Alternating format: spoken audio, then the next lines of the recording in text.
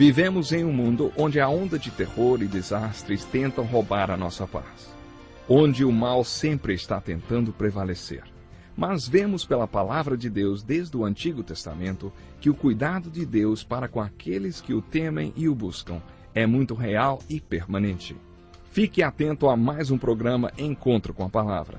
Aqui apresentamos a palavra de Deus como resposta a todas as mais difíceis questões da vida. Agora com você, Pastor Edson Bruno.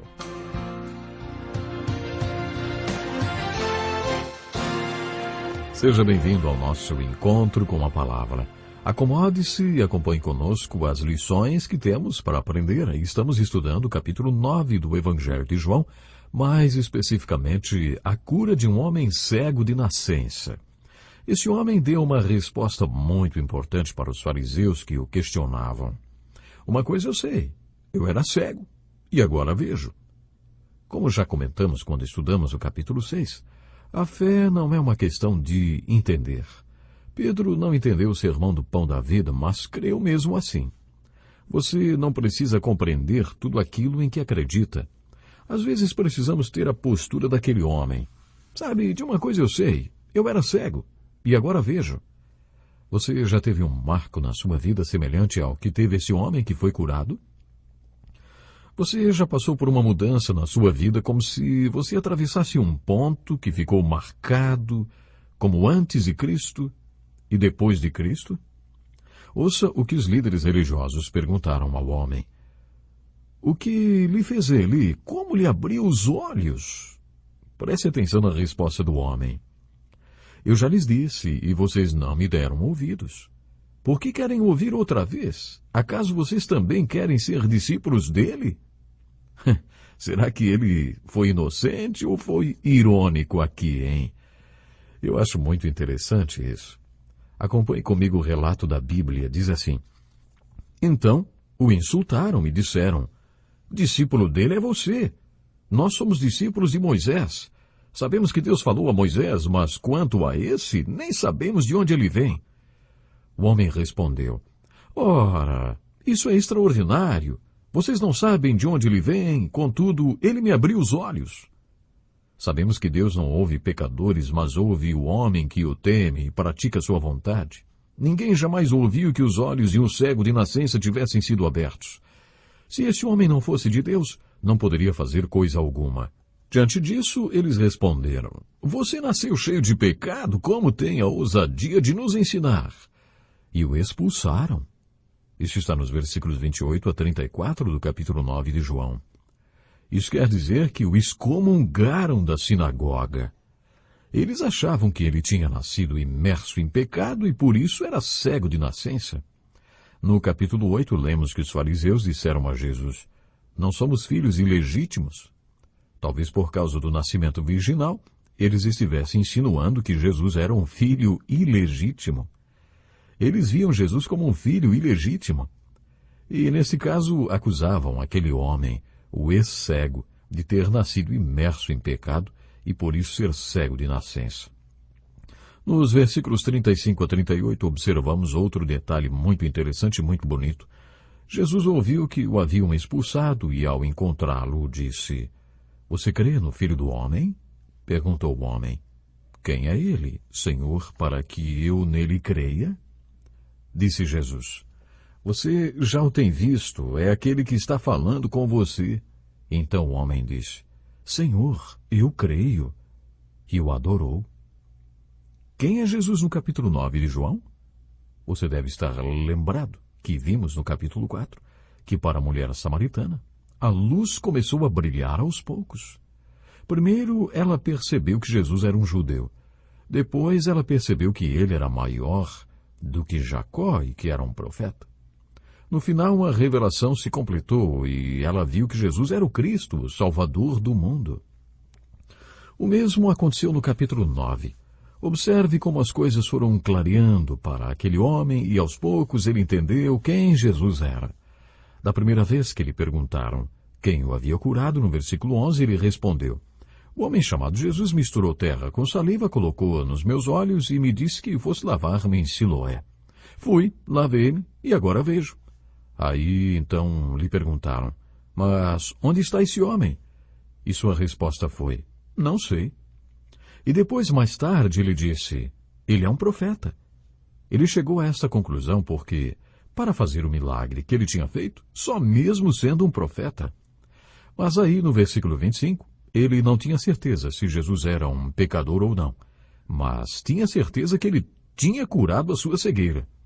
No versículo 27, quando os líderes religiosos o interrogaram, foi ele quem perguntou: acaso vocês também querem ser discípulos dele? Talvez ele já tivesse percebido que era isto que ele deveria ser, um discípulo de Jesus, por causa da cura. Então ele creu. Como vimos no capítulo anterior, crer é o primeiro passo. Crer sempre leva à segunda fase, tornar-se um discípulo.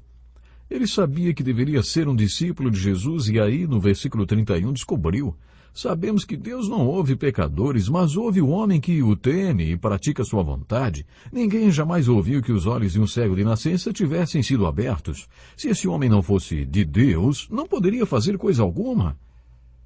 Nem parece mais aquele homem que estava assim, sem certeza alguma, falando, mas é exatamente ele.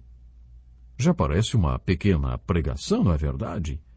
Ninguém jamais ouviu que os olhos de um cego de nascença tivessem sido abertos. Se esse homem não fosse de Deus, não poderia fazer coisa alguma. Ele percebeu que Jesus só podia ser um homem de Deus, que fazia a vontade de Deus. Ele percebeu que Jesus vinha de Deus. Jesus já tinha feito essas declarações, mas esta revelação foi se esclarecendo aos poucos para esse homem, e ele foi compreendendo. No versículo 35, Jesus enfocou um pouco melhor para ele. Você crê no Filho do Homem? O ex-cego nem sabia quem seria o Filho do Homem, e por isso perguntou: quem é ele, Senhor, para que eu nele creia? Quando ele falou Senhor, de acordo com o grego original, ele estava usando uma palavra respeitosa, mas ainda não era uma palavra de adoração. Alguns teólogos acham que dependemos da compreensão do contexto para determinar se a palavra Senhor era apenas um termo respeitoso ou não. O contexto sugere que, na segunda vez que o homem usou a palavra Senhor, ele estava se referindo ao Senhor Deus. Ele perguntou: quem é ele, Senhor, para que eu nele creia? E Jesus respondeu: você já o tem visto, é aquele que está falando com você. Jesus respondeu a mesma coisa para a mulher samaritana: eu sou o Messias, eu que estou falando com você.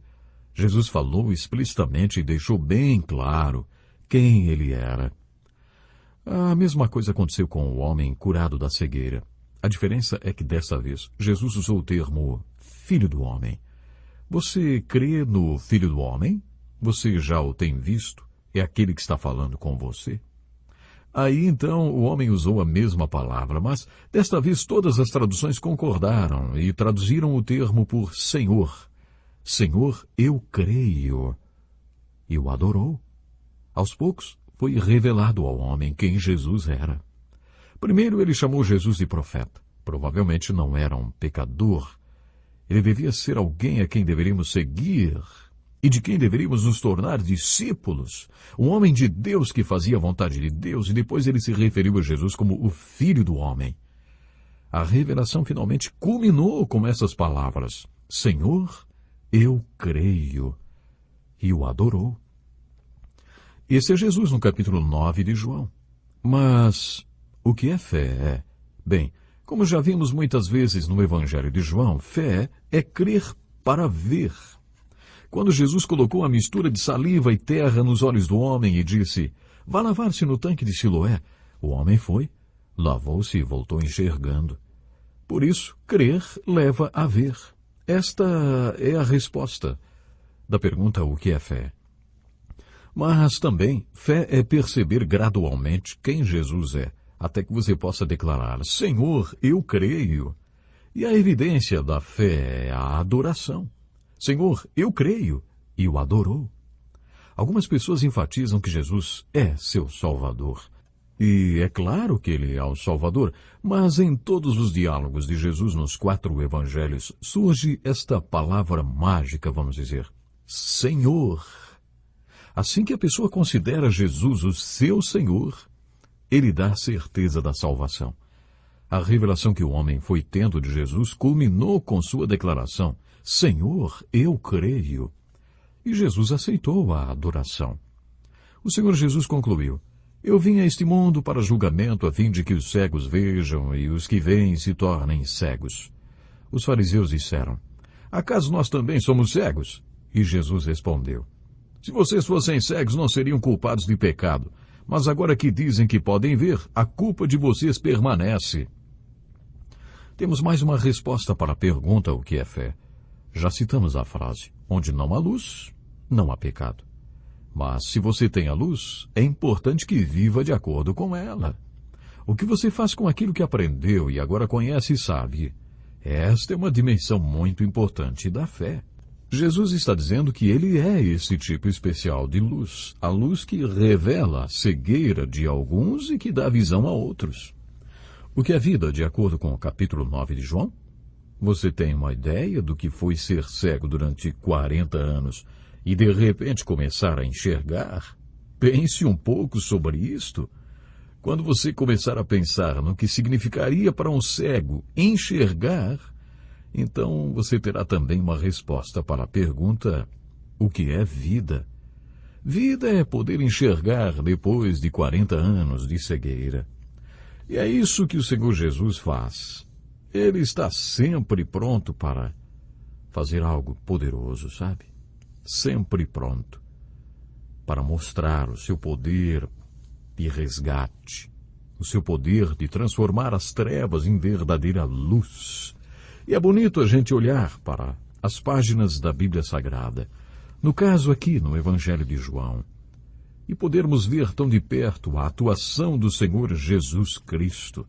Mas uma coisa também nos fica muito clara: a responsabilidade que nós temos de testemunhar o poder transformador do Senhor Jesus. Esse ex-cego não pôde ficar calado.